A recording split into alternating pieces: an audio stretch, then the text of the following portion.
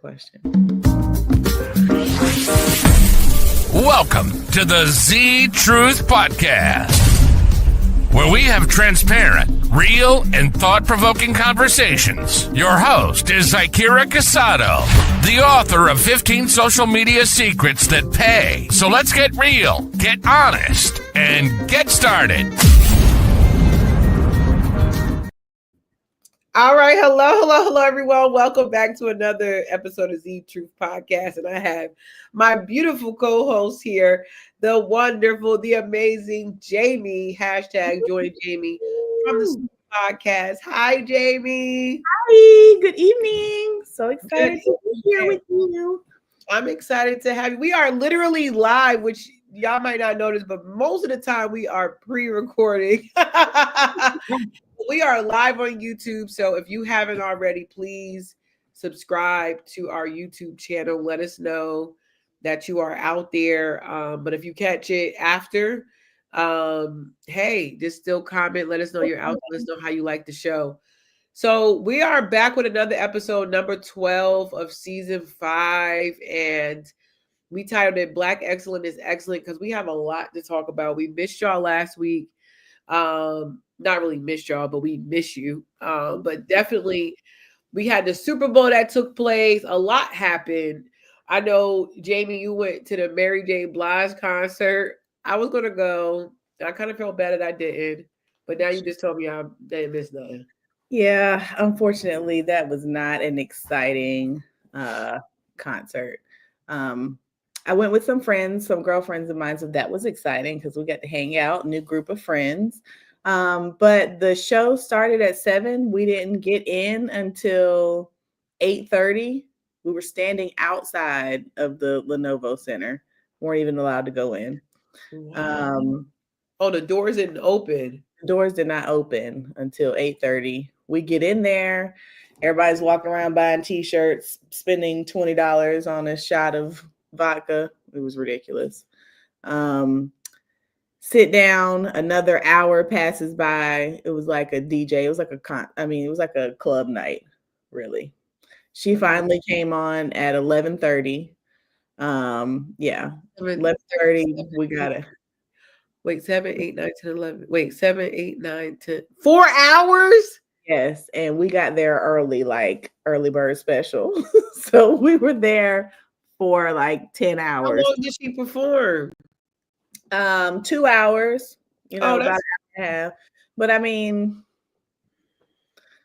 I really wanted to see Mario. Oh, wait. So it was 3 people. It was 3 people. It was her, Neo, and Mario. Mario never met Mario. I don't know what you call him. He didn't even come out. He ended up coming out as a quick interlude between one of Mary's songs because they said the technical difficulties with setting up his scene or whatever. Neo did okay. That was pretty cool. He performed for about an hour, but I fell asleep for a short time there. I had to be woken up. So wait, so when 3 people perform, are you saying the whole show was 2 hours? Or was it? Doors opened at 6. It was supposed to start at 7. We didn't go in until 8:30. They started playing music maybe around 9:30.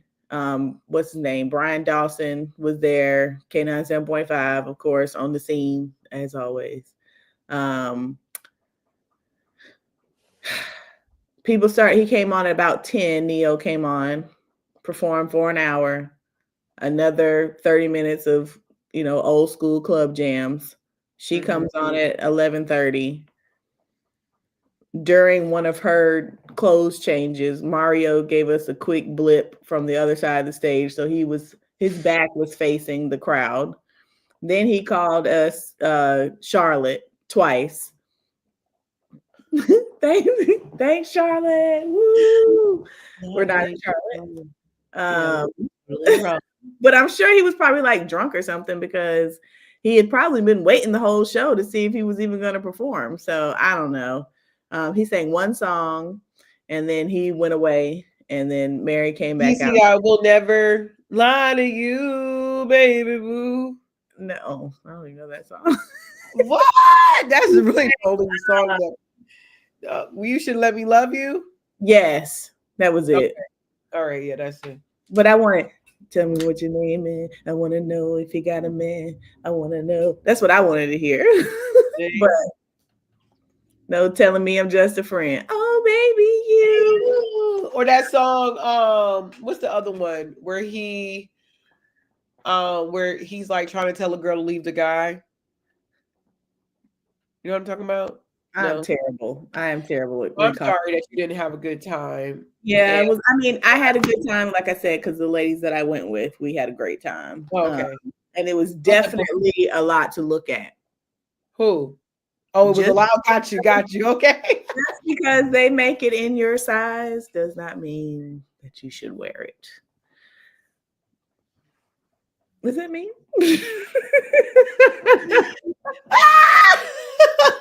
I totally get that. No undergarments. I mean, thigh high. Everybody had the Mary boots on. Not everybody, but I don't know. I just feel like leave a little bit to the imagination. Call me old school. I think it also, when you do that, it literally allows, like you said, it gives people the imagination, and then you're not leaning on just your body. You know what I'm saying? Because I don't know, I'm that way too. Like I like to be sexy but classy at the same time. My mother's rule was you can have one out, either the top or the bottom, but you don't have both. Yeah. I remember Beyonce said that. That was her mama thing once. My mama said that before Miss Tina.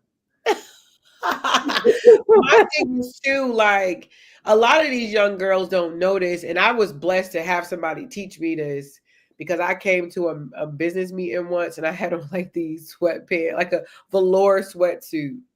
I didn't know no better. I was like 20, and then she took me, one of my mentors, her name is Lillian Bowman. We was in Brooklyn, and she took me to the thrift store down the street and brought me an outfit and showed me like, look, people will address you. How you dress is how you'll get addressed.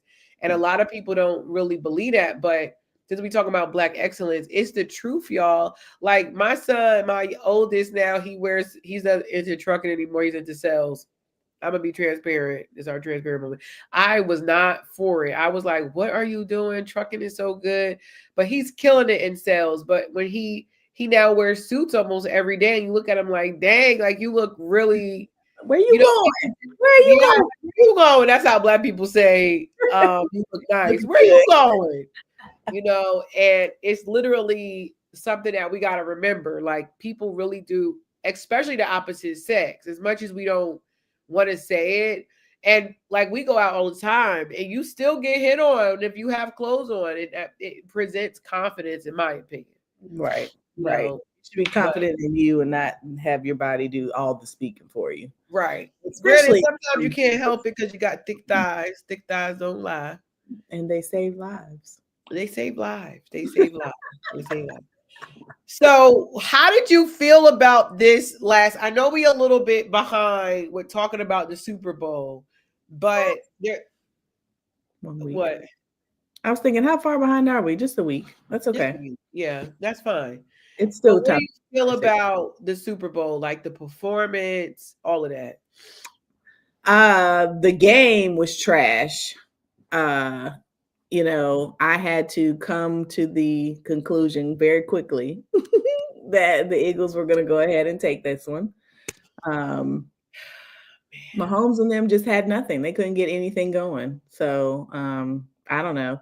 Halftime was great. Unfortunately, I couldn't hear it well, so I wasn't quite sure what was going on. I knew that he was there, being artistic, but I had not until the next day got a chance to look at everything and see the depth behind the performance. And I learned a few things. I'm not a huge Kendrick Lamar fan, but it was excellent. So Black excellence. I was very surprised at the fact it was a blowout.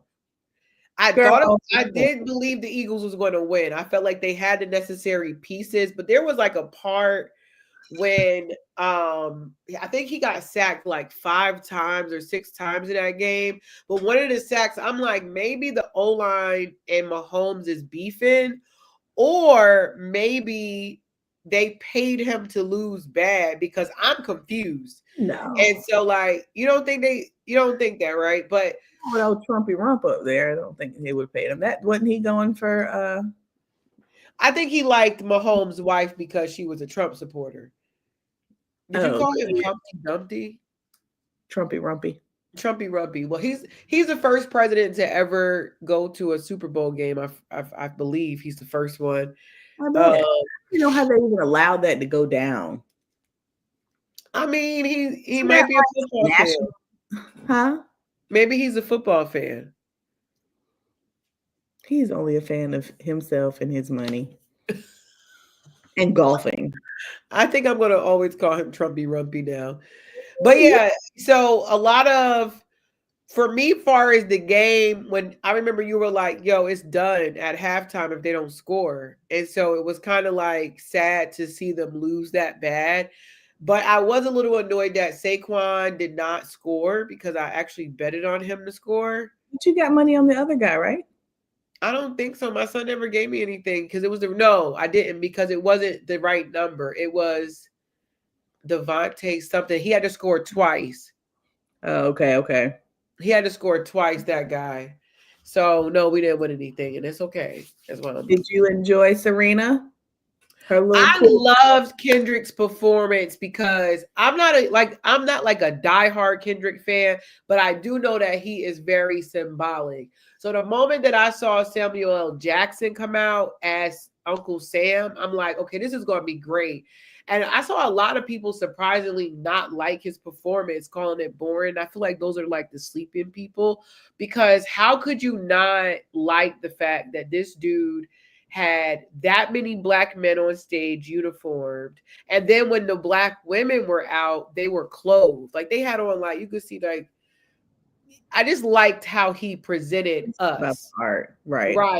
Now, when I saw Serena, I really did think he was like being a little petty, because she used to date Drake, but I didn't know that SZA also dated Drake too. I think he's dated everybody, hadn't he? I don't know, but apparently what happens when he breaks up with them, or they break up, he gets really disrespectful. And so I don't like that. So I get why he did it. And I did hear that he was advised not to, but the symbolism in that performance is why we're calling this Black Excellent is excellent, because literally it was, if you didn't understand it, and like you said, it is hard in like a big area or space to really grasp the performance. Right. But then my second part that was dope was that NFL commercial for flag football. We were so excited. Yes, like flag is really blown. This is the second year we saw it on there. And I actually know, flag is getting big. Yeah, it's gonna be in the Olympics in 2028.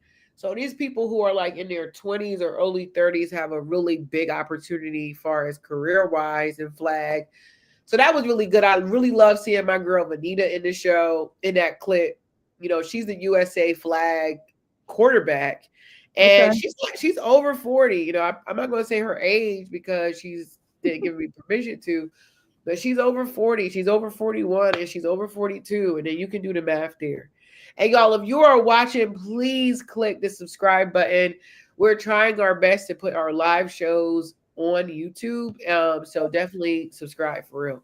But anyway, so that's what I loved about it. I really, really enjoyed the fact that we got a great representation of us, especially with Hurts winning. I don't know about you, Jamie, too. This is the most I've ever seen so many black quarterbacks in the NFL too, because there was a point when it was Mike Vick.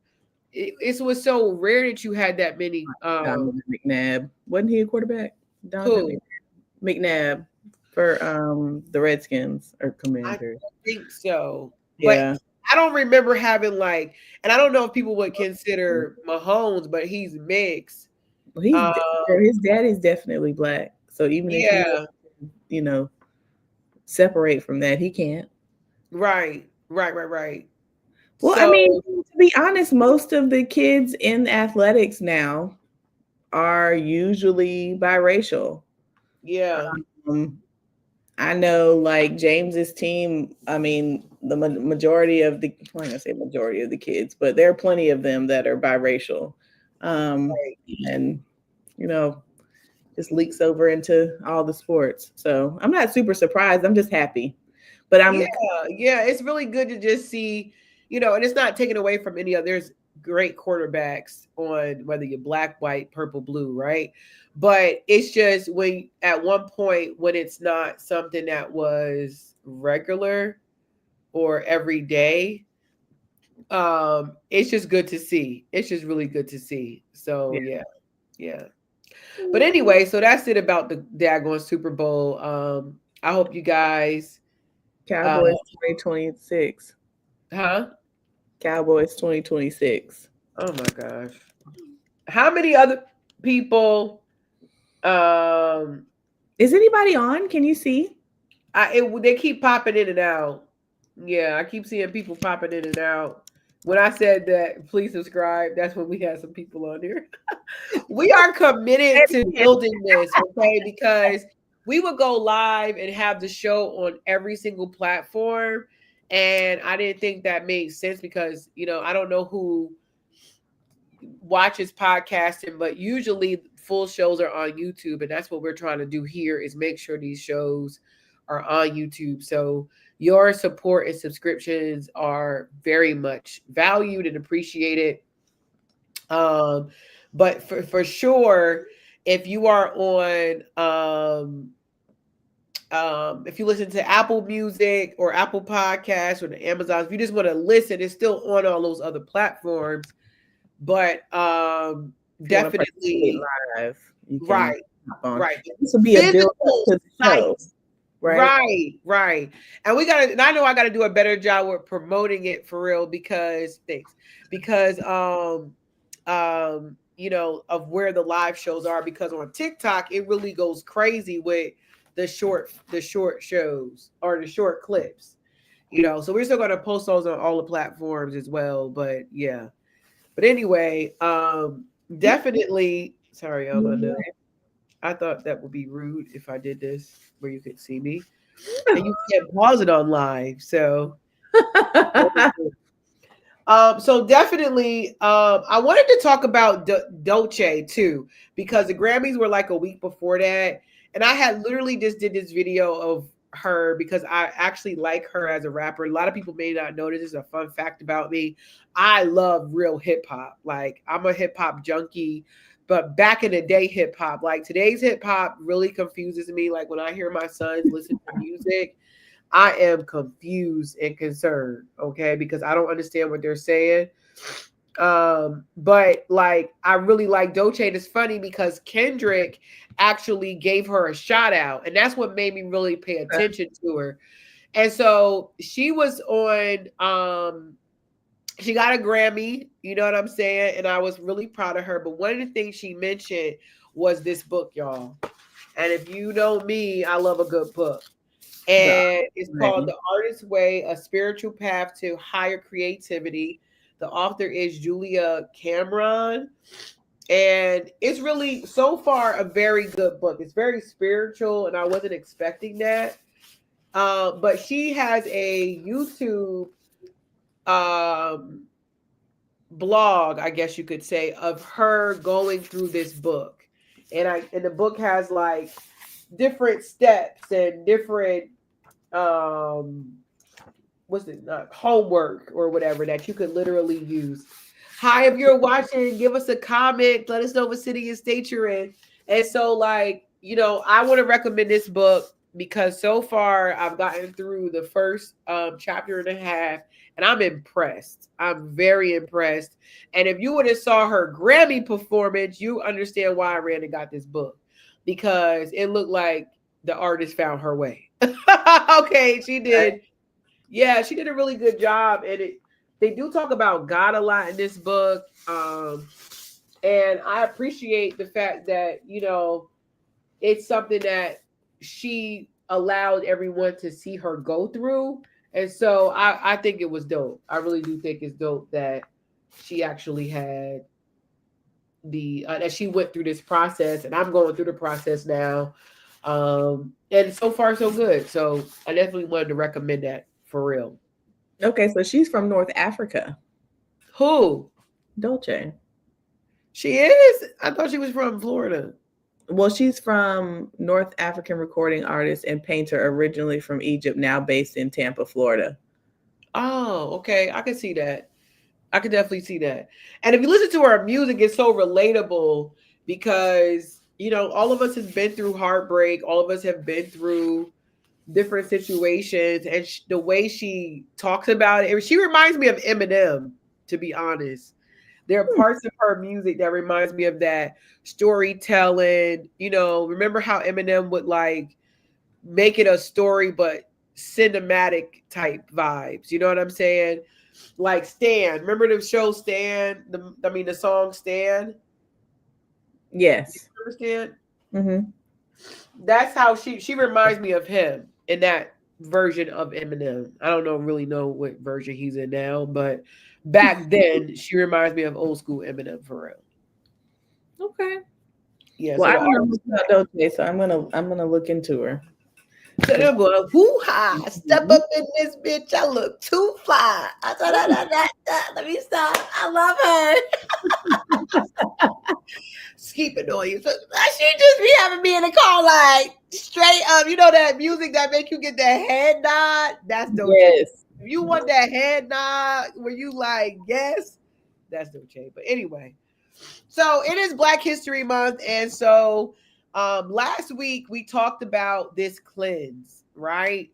And Jamie and my other friend James were like, I want to do the cleanse with you. And I'm like, girl, sir, I am not a doctor and I am not recommending it. But if you guys think my head looks small, it's because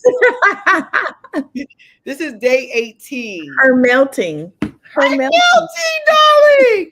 And like I told Jamie and James, if you don't get through the first 3 days, it's going to probably not happen because those are the hardest days.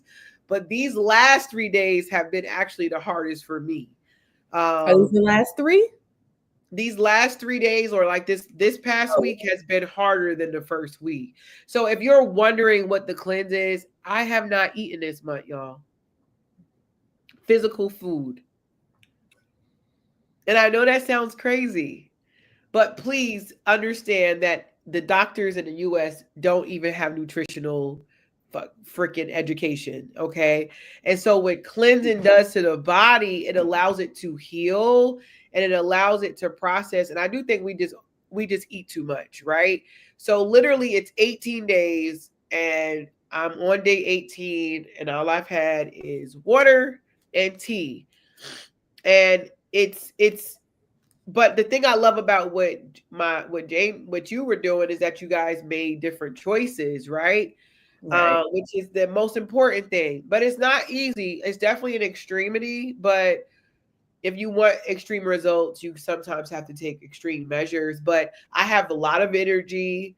You know, we still hang out. You know, I was among food one event. It was so worried about the food, y'all. People weren't freaking eating. I'm like, why are y'all eating this food? Damn it!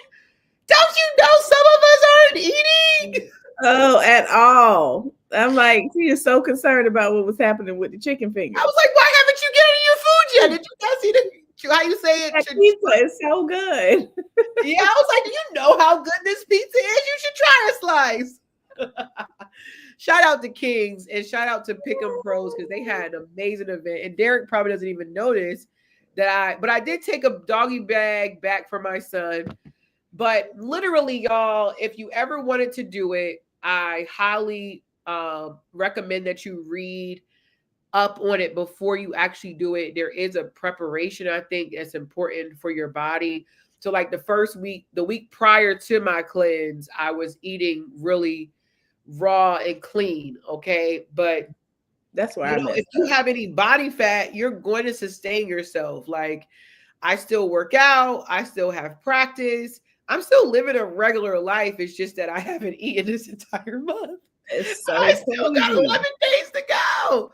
And I feel great. I've lost, I did it a week for 8 days in November, and I lost about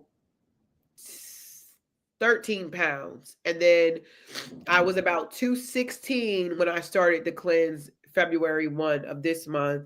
And I am happy to say I'm out of the 200s. I'm like 195 now. And it works. So if y'all have questions about it, I would love to answer them. I know someone who went 77 days. I don't know him personally, but I do follow him. But it's definitely not easy. But if you do it, it's the 3 days. It's the first 72 hours that are going to that are hard. That's hard, right? So that's what, if you can get through the 72 hours, then you're gonna, and we got a comment. Look at this.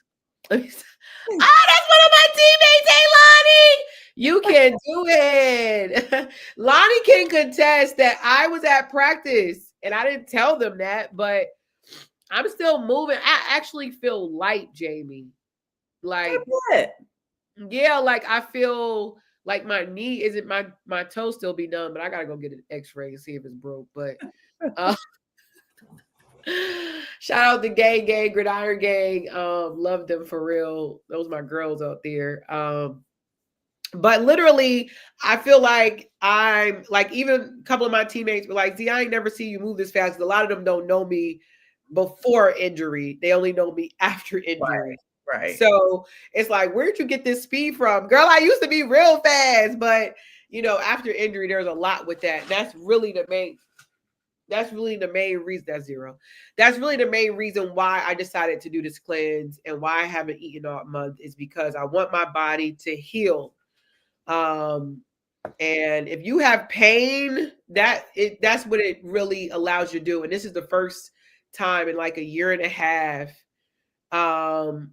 where I haven't had pain in the morning. You know what I'm saying? And that's very frustrating. Where you wake up and you always got goddamn pain. So yeah, I still got 11 days, so I haven't made it yet. What's your thoughts on it? You think I'm a psycho?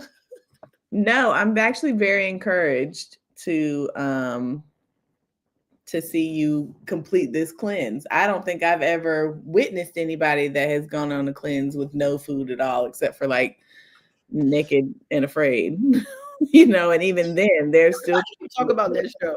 It's the best. Yeah. So did you do this cleanse? Do you want to do this cleanse? That's a good question, Jamie. Let us know in the comments. Let us know if you're watching. Huh? I didn't make it. I didn't make it the first day. My problem was, though, the whole part where you're supposed to like prepare the body to be on a cleanse. So I should have been like eating clean, eating salads, just weaning the body off of processed foods. And, I prepped by having like Chick-fil-A and Bojangles. Yes, I'm gonna go ahead and store up on this. And then that way, when it's time, as soon as I got hungry, I couldn't make it. And then I just felt my attitude was going down. And I was like, you know what? I'm not ready for this. And I go see an herbalist in Lewisburg, and I was talking to her, and I've kind of had a lot going on with work, and I've had, some turnover that I've had to deal with. And I just think it's been stressful, probably more than the norm. And she advised me that I probably didn't need to put my body through that right now, considering that I've got so many things going on mentally. So that was like, good process. I mean, I definitely have not eaten any processed foods, and I've done really well with like make sure I'm eating vegetables and just not like eating junk and stuff like that. So I feel like, I'm doing really well. And maybe I will jump on that, maybe after my birthday, I'll get like a weekend. And let me start. I will have to start small. Like, I don't know. I think that's what's most important. If you want change, you definitely cannot be eating Chick-fil-A and then go cleanse, because what happens, she was like, wait, I couldn't do that. But the reason why you can't do that because your body, so like especially like coffee. So I'm a coffee drinker, but I haven't had coffee the week before the cleanse. But because when you get off of coffee, it's literally like withdrawal. Like you literally go through a withdrawal. You're going to have an attitude. You're going to be like moody because those things affect your body. Right. But the cool thing about the cleanse is that when you do come off, you're not going to have a desire for those things, especially during the preparation stage too. You're just not going to have a desire for the processed food, the cheese. You're going to feel sick when you eat it, and so even in this process, which you not indulging in these things because they don't want. All I gotta say is that they don't care about us in the U.S., y'all. I hope y'all know that when it comes to food, our food system is trash, and we're supposed to be like the what is this called? What is this place called? The American Dream, and it's like, yeah, we sleep. We need to wake the fuck up because it frustrates me. Huh? They don't want us to be too woke. They do not, because literally in this type of society, at the level and the moderation and the income that we can earn and all this stuff, it saddens me that people can literally sell us things here that they know is going to kill us, and then they purposely sell to other countries the right shit they're supposed to give to people. And I'm the part that frustrates me is like, if I'm allow it, it's just like, that's what I'm saying. But why do y'all feel good about that? Like, I would feel offended if I was in like a political position that you feel like it's okay for you to sell my people this shit. So what about Kennedy? Isn't Kennedy part of Trump's team? Yeah, but I think somebody told me they think they're gonna kill him because he keeps speaking on all of this stuff. I really pray that all the things that he has been talking about over the years actually does get implemented, because it's really not, it's not even just not fair to us, it's not fair to our children. So I'm gonna give y'all a statistic that is very heartbreaking, but stats show that if you have a 10-year-old child or younger, that the child will not outlive their parents if they are on an American diet. What? Yes. Let me repeat that, y'all, so y'all can get this in y'all head, because I don't like preaching and being blunt, but I was raised on personal development, and your health is wealth. But if your child is under 10 and they eat the chicken nuggets, the French fries, if they on McDonald's every week and they eat frozen food, frozen yes, meals, all that they stuff, are not going to outlive their parents. Okay, and so that might rub you the wrong way, because we just had a bunch of viewers and it just went away when I said that. But the fact is this, y'all, you got to get in your own bag. You got to start growing food. We got to start, like, I started making bread. I actually got some bread for you, Jamie. I just started making bread, and it literally takes 5 ingredients to make bread. And if you go to the store and get a bag of bread that's utterly in a bag, it's like 3,000 calories, 3,000 ingredients. It is, because they need that bread to last. Right, they need that bread to have the shelf life so that they can, get the money off of it that they intended to get off of it. I mean, it's all about money, and I hate to be one of those people, but it really is. It is. Just like they're talking about doing, the strike on all of the companies that don't want to participate in DEI anymore. Like a lot of that. Yeah, Target, Amazon. I mean, it's everybody. Amazon! Yeah. No!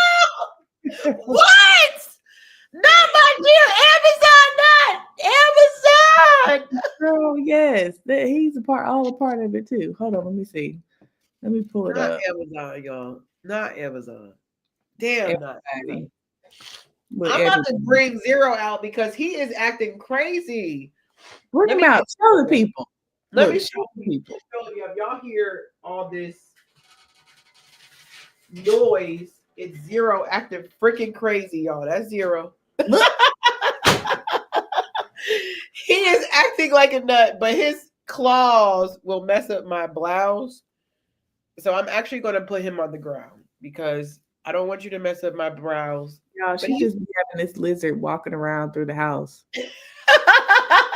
This is Zero. You have a cat. It's different. I told her regular domestic animals versus lizards. Look how beautiful my Zero Hey, is. Zero. He's like yellow. Hey, hi, everybody. Zero, you're on TV. Just need to see from the side. He can see forward. See? He just doesn't understand what's happening. So I'm going to just put him down on my leg and he should crawl off. But he's holding on. But the thing that he's a sweetheart because his nails are so sharp that he could really jack you up. But I took him out because that noise is him. If y'all were hearing that, that's freaking Zero. But anyway, we're gonna not keep belaboring this. But if you are interested in the cleanse, let us know. Let me know. Jamie got her hand up. I wanted to say something. Oh, go. So the DEI boycott plan. So this is one of the many text chains, I guess, that's gone out. And so it's for February 28th. It's supposed to be a blackout day for one day. Yes, I've seen that. 12 a.m. to 11:59. Don't make any purchases. Don't shop online, in store, no Amazon, Walmart, Best Buy, nowhere, McDonald's. Do not spend money on food. So basically, you want to prepare yourself prior to the 28th and make sure that you have everything that you need so that you do not have to spend any money on the 28th of February. We'll see how this goes. Yeah, that's the last day of the month, y'all. Last day of the month. And what that does is that does allow people, they want the corporations to see the value in the black dollar, okay? And the reason for this is because, for them to want to, even if you wanted to hire out, I think that's just not right, and there was a purpose of why they implemented it. And so, yeah, it is what it is. One more thing? Absolutely. Okay. So you're on here, Jamie. Look, I'm like, excuse me, ma'am. So groceries that are black owned in our area. So Raleigh-Durham area. You got Gyra Farm Family, which is on North Mineral Springs Road. We've got Perkins Orchard on Barbie. That's also in Durham. There's various pickup locations for a company called Tall Grass Food Box. Got it. And the African Continental Grocery, which is on Street. Yeah. So I'll share these two links with you. There's one for Raleigh and one for Durham. And these are, black owned businesses with groceries and any other, we just got to switch up how we spend our money instead of trying to be comfortable in our purchases. It might just I'm worried about, I need Q-tips right now. And I'm scared. I got Q-tips here. If you need I need to come get some, but I need to figure out where I'm gonna buy my Q-tips because I either get them from Amazon or Walmart or where I don't know if people know this, but Q-tips is actually the name of a brand. I know. You know that, right? That's so powerful. Imagine getting to a point where your brand is the name of the item. Amen. But Q-tip is the brand, but it's really called a cotton ear swab, right? An ear swab. It's called a swab, but they've branded it so well that they call it, we all do it. But yeah, we call them Q-tips. Okay, so I just posted in the team.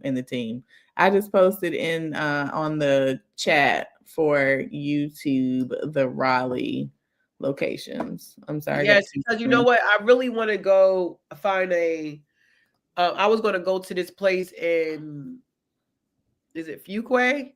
But they are mushroom growers. So it would be dope if the Gyro farm growers, because I want to start buying the mushrooms in bulk because it's just more effective to buy it in bulk.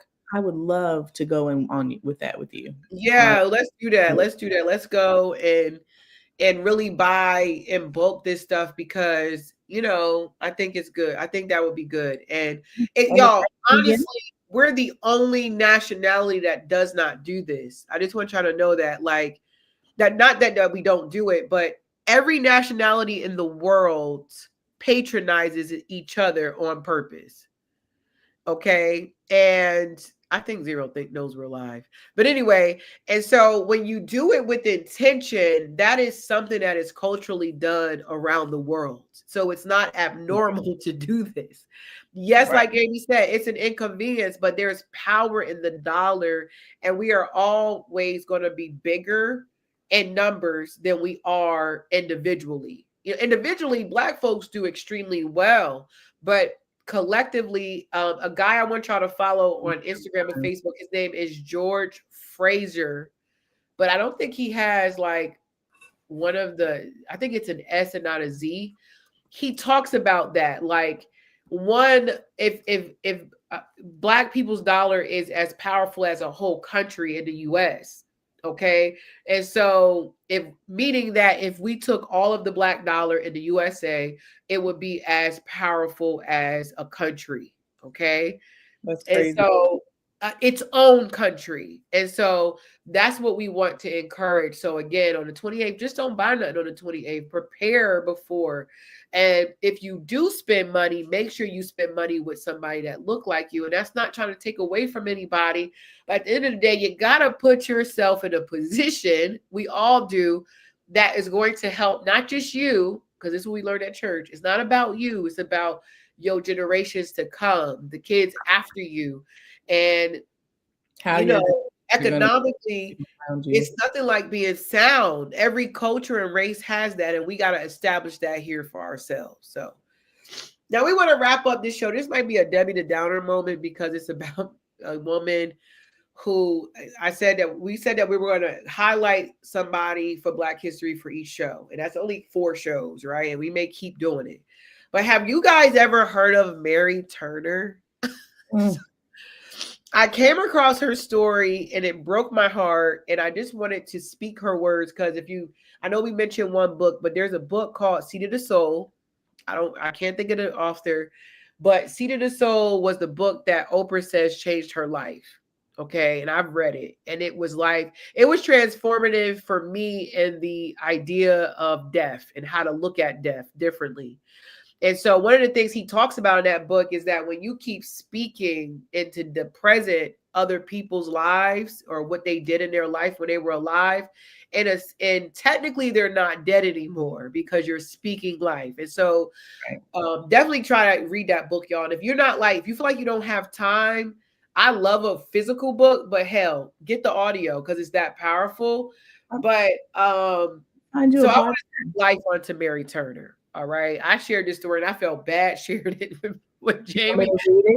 Yeah, absolutely. I've got it pulled up. So 1918, May, a white mob from Brooks County, Georgia, lynched Mary Turner, who's a Black woman. She was 8 months pregnant at the Folsom Bridge, which was 16 miles north of Valdosta, for speaking publicly against the lynching of her husband, which happened the day before.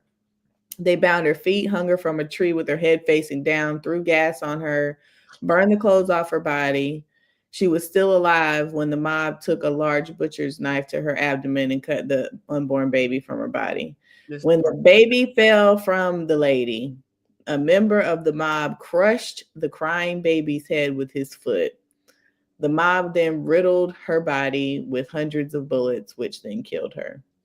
Her husband, who had been lynched the day before, his name was Hayes Turner, was accused of being an accomplice in the killing of a notorious white farmer, a guy named Hampton Smith, who was well known for his abuse of Black farm workers.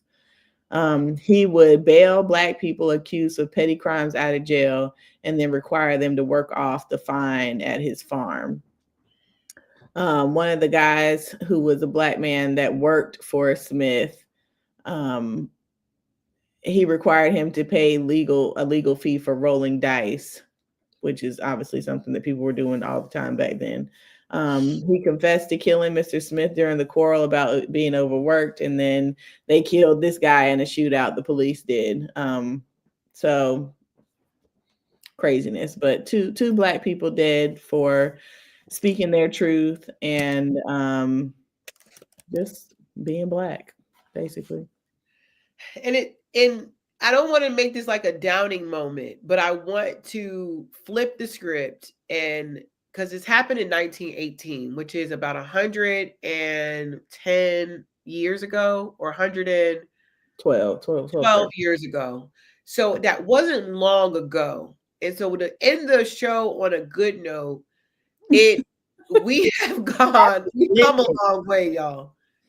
And so when we were surprised at all of the other stuff that was happening to us or that keeps popping up in the world, it's what am I trying to say? It's sad, especially with like all the shootings and stuff that we were going through these last few years, but we have come a long way as a people. And I think in order for us to go to the next level, even with white folk, you know what I'm saying? Even with white folk, like they still do some crazy stuff, right?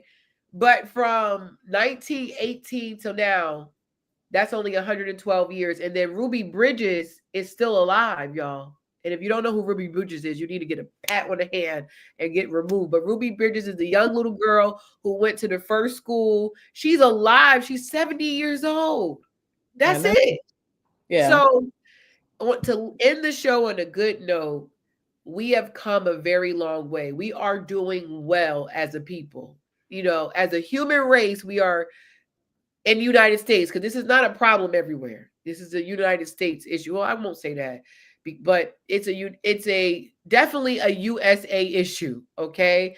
Right. And that toxic relationship between Black and white folk, I see why white folk be scared, because I can't fathom to do that to a human being.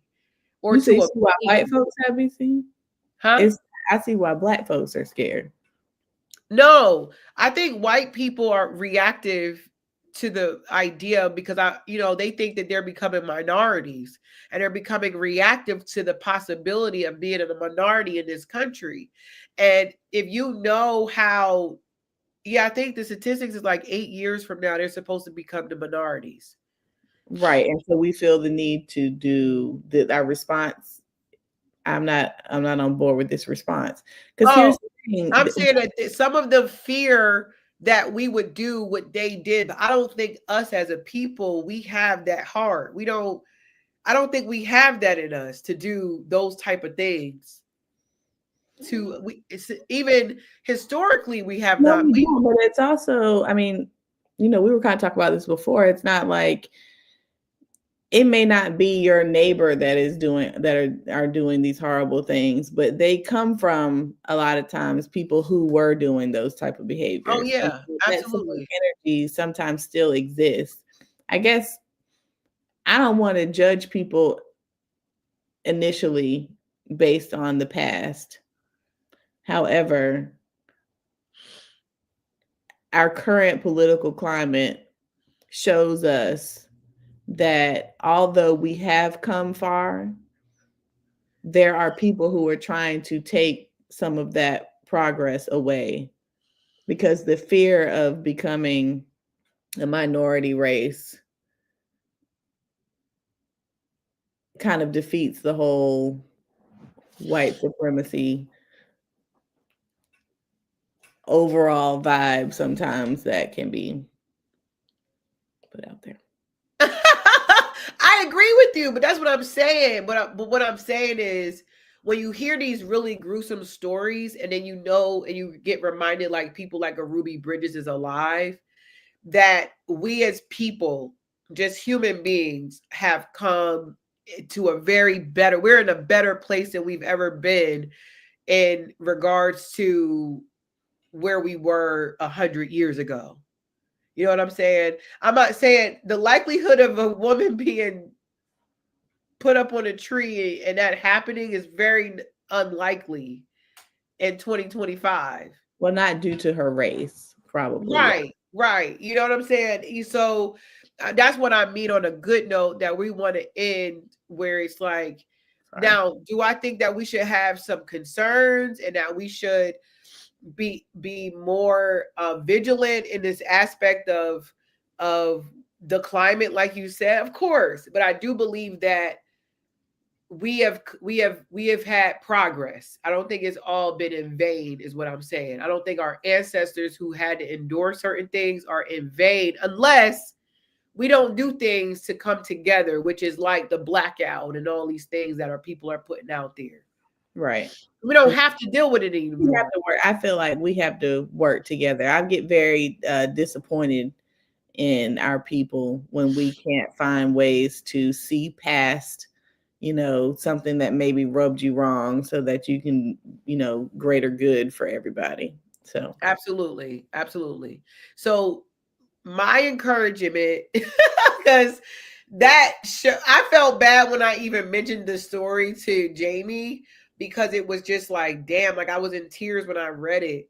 So let's work together, be very intentional in finding somebody that look like you that you can work with, not exclude, because there's a lot of people that don't look like us that I love. Like they have good vibes, they encouraging, they are supportive. And it's not that, I want them to understand, it's not that we're trying to not work with you.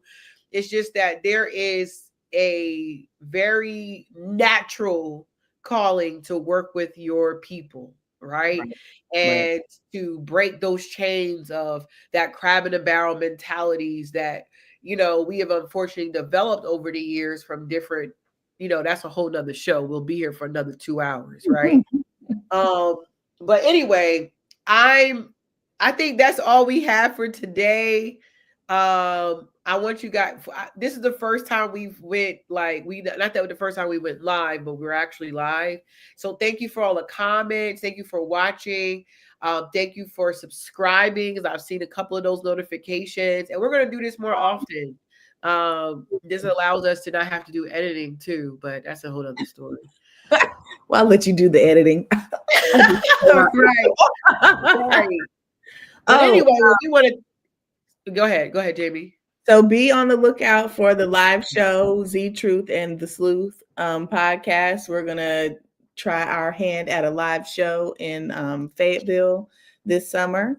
Blackman Detective Services is also hosting Mystery Mindset, which is a public speaker. Her name is Lenora Lassiter, and she's going to show us how to change our mindset from being I don't know if it's a closed mindset. I forget the word that she uses, but basically, bringing yourself to the next level. So super excited about that.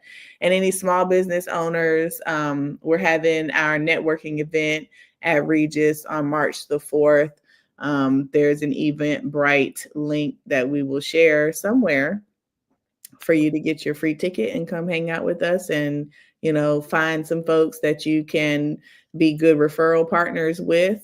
People that like and trust, maybe working on the culture. The culture cured up in here. And see, that's what I'm saying. Like, even the young lady that we're doing the live show in Fayetteville don't look like us, but she's like us. Yeah. I mean, some people get it. Some people get it. Some people want it to be equal for everybody. Some people just want to hold on to entitlement. So we're not subscribing to that bullshit anymore. So anyway, well, we'll be back for real. We love y'all. Thank you for supporting us. And until next time, love, peace, and hair grease. Bye. Thanks for tuning in to the Z Truth Podcast. We hope today's episode gave you value and something new to think about. Don't forget to subscribe, leave a review, and join the conversation by following us on all platforms. Sharing is caring, so do us a favor and share it with someone who needs to hear the truth.